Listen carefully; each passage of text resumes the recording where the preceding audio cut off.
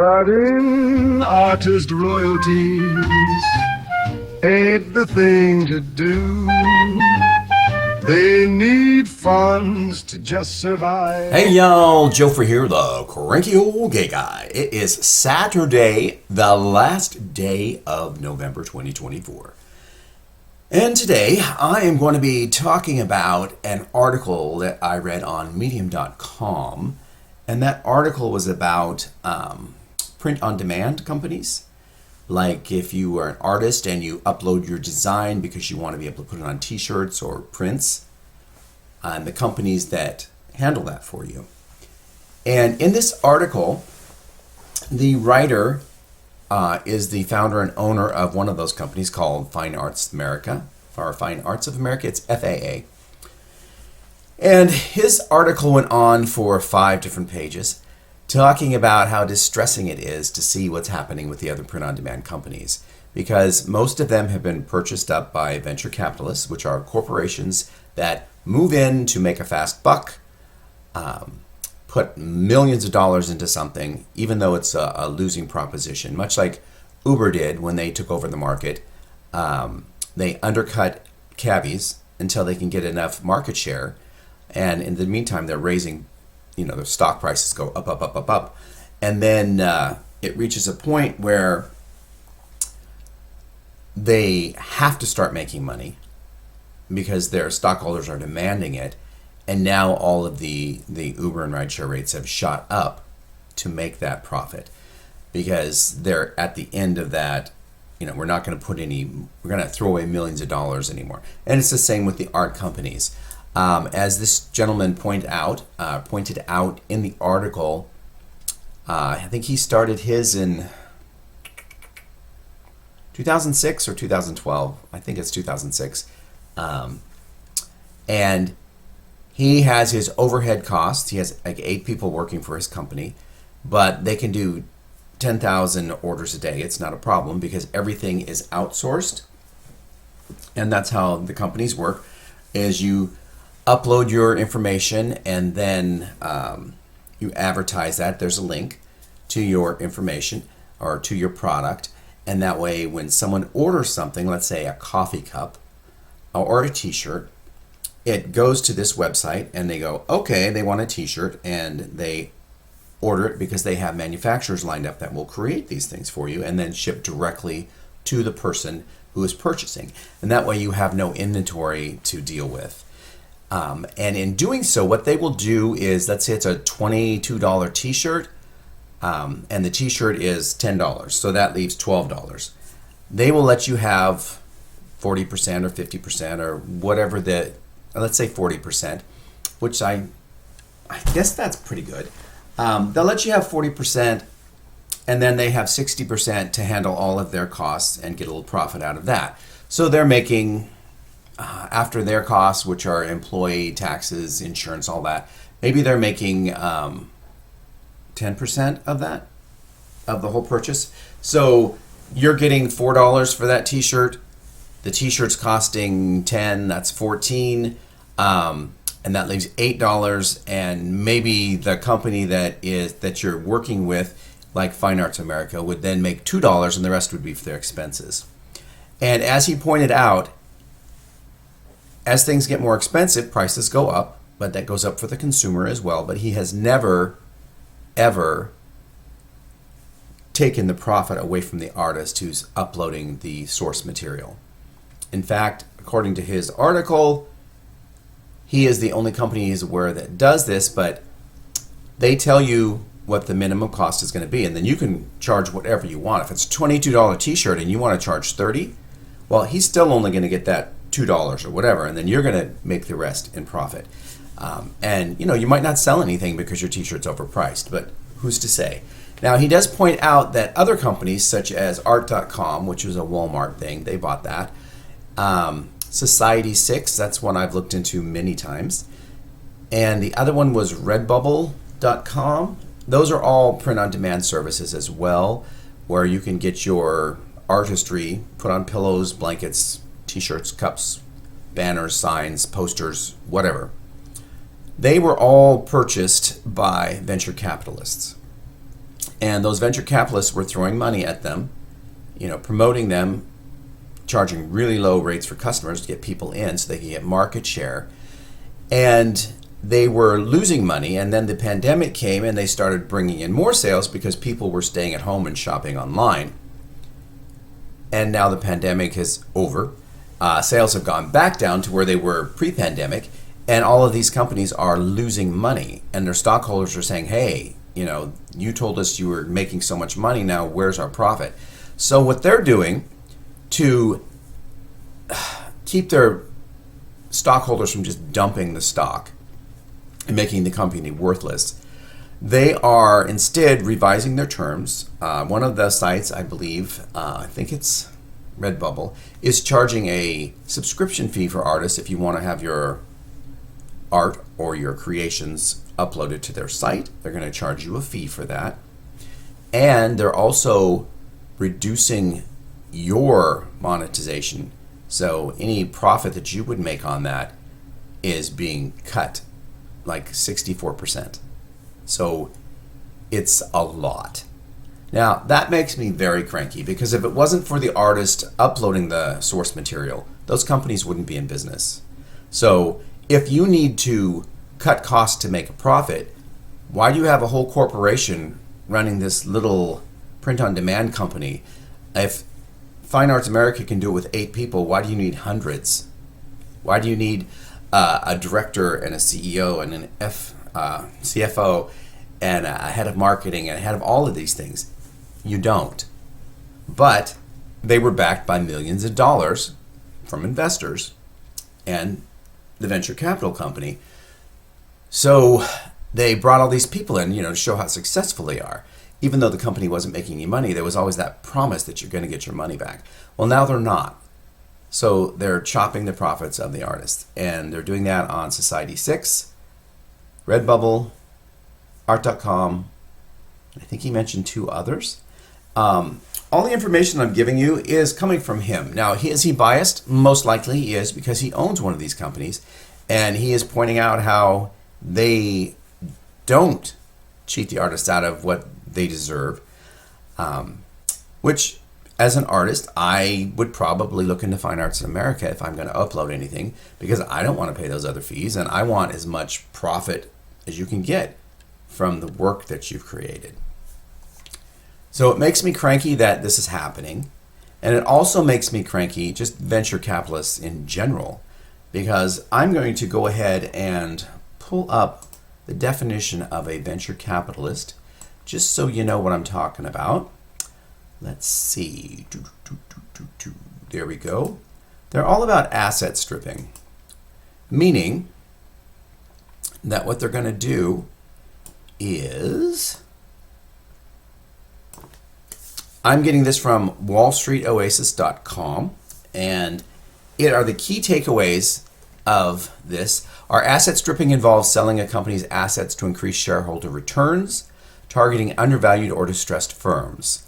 Private equity firms, or raiders, acquire undervalued companies, sell assets using debt, and generate dividends to weaken the firm's financial health. But weakens the firm's financial health, because they're taking quick profits, short-term profits, and they aren't thinking about the future of the company. Asset stripping offer dividends and efficiency incentives, but it may also lead to job losses, hinder growth, and weaken borrowing potential. So what they're doing, again, is they're stripping assets from the company. Asset stripping weakens the firm's finances, hampers their ability to operate, and raises concerns about breaking up companies and economic potential. Well, I think that pretty much sucks. I know there was a movie out, what was it? It was George Clooney and Anna, what was her name? Anna Kendrick. And they were part of a venture capital firm that would go out to a company that's been purchased, and they would go in and start cutting, or their company would start cutting. And then they would send these 2 in to do all the firings. The company's being liquidated, so they would go in, or they're being streamlined. Rather than have 100 people, if we cut that to 30 people, think about all the money we're going to save. Now, can those 30 people do the work? Probably not, but they don't care because they're going to get rid of the company anyway. They're just trying to make it look financially profitable on paper. And then as soon as that happens, they sell it, and whoever buys it is stuck with this dying company that's not making any profits. And the art.com, I think, is the one. Walmart did that. They bought the company and then realized that they got screwed because the company wasn't worth what the purchase price was, because it was actually a dying company. Now, venture capitalists will go into a company and they will say, oh yeah, nothing's going to change. We're going to turn this thing around. And they will end up laying off people, again, to make it look financially up and up. And eventually, oh, how do I put this? I'm going to give you a real world example. And we're going to talk about, what is his name? LaJoy, who is the Postmaster General. He went into the post office and he immediately started making cuts. He pulled postal drop boxes from the streets all over the country. Two of them that were the ones I use here in my neighborhood, they just disappeared overnight. No notification, they just disappeared. Because he said that it wasn't worth the post office time to go pick up mail at these drop places. That if someone wants to drop mail, they can go to an actual post office. Well, that kind of sucks, and it also isn't convenient for a lot of people, myself included. He then did this weird, or I won't say weird. The post office was supposed to go to electric vehicles, or a certain percentage of electric vehicles by a certain date. He nixed that, and he put in orders for the most uneconomic vehicles he could. Now, I don't know if that was because he owed somebody a favor to do this purchase, or if it's just sabotage, because he wants the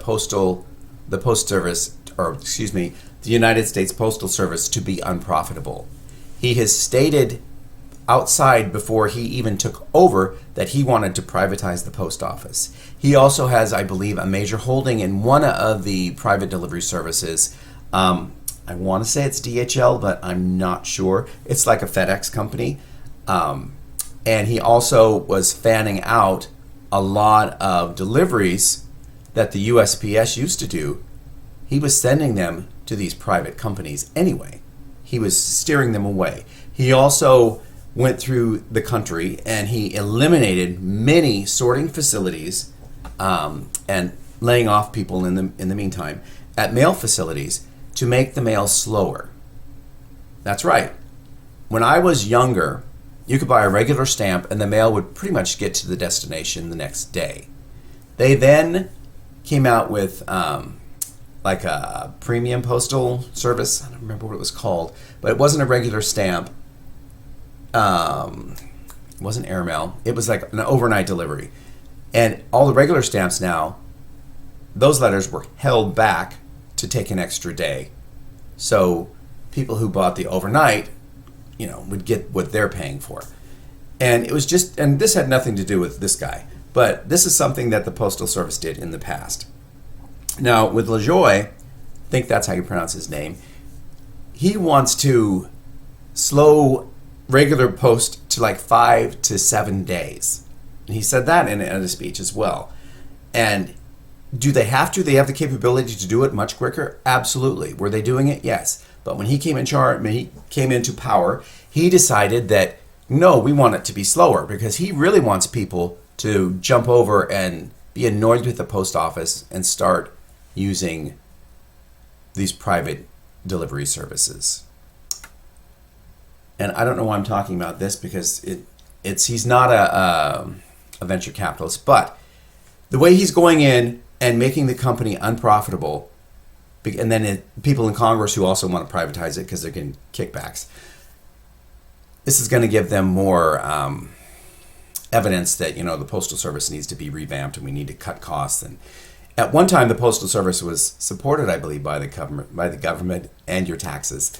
And I think it should go back that. Anyway, that was just a way that someone can go in and from the inside destroy a company to make it a failure. And that's what venture capitalists do for some of these companies. They'll go in and they will grab short-term profits by cut, and then they will start selling assets, which be properties, vehicles, server rooms, and then they'll take out some high-end lease on a server room on the same server room they sold.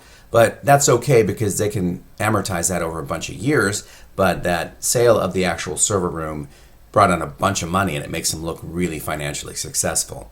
Now, they'll do this until they get to the point where, okay, we've bled it as much as we can and the price, it looks like it's really doing well, and then they sell it to another company that wants to get into the business and make some money.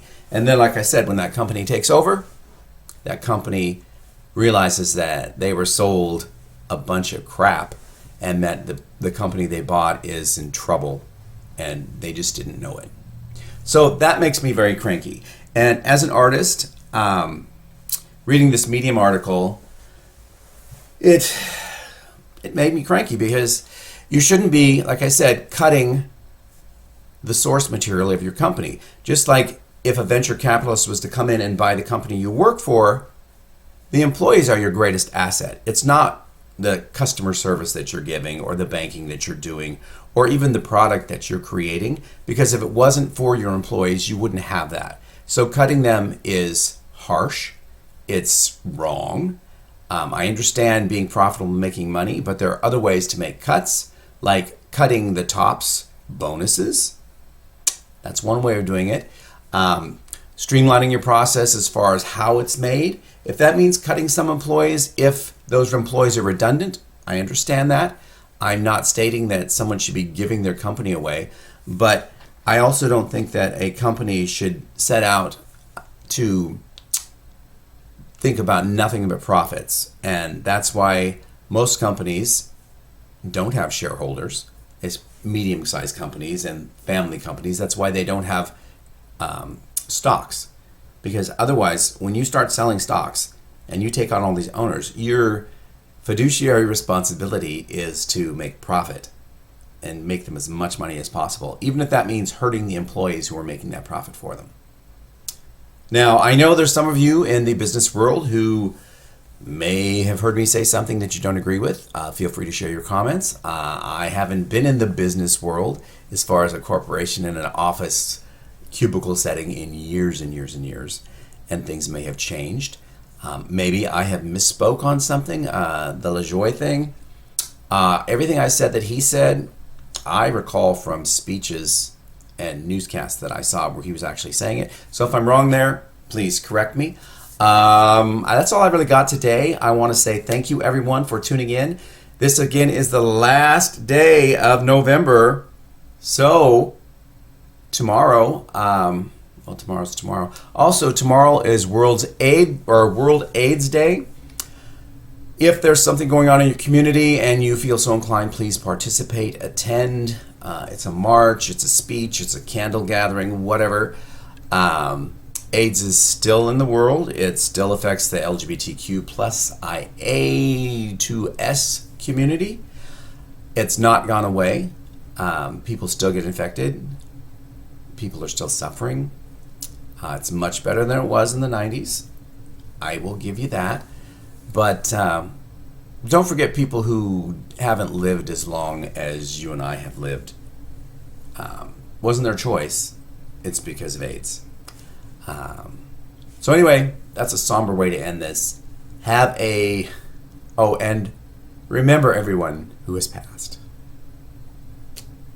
All right. Bye, guys.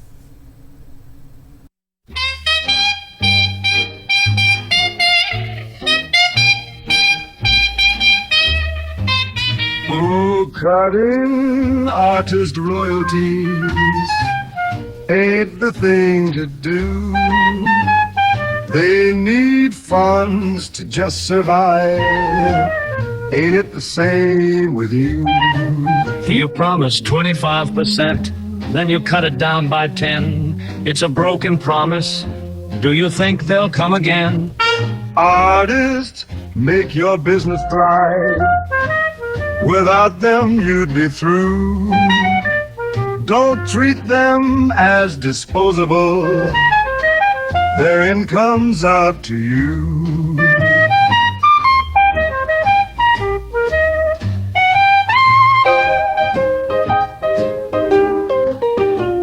Art, it makes the world go round. In print on demand, it's true.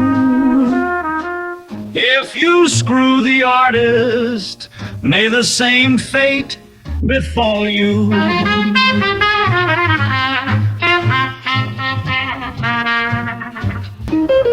Watch out how you play the game, you greedy SOB. If you try that crap round here, you'll be answering to me.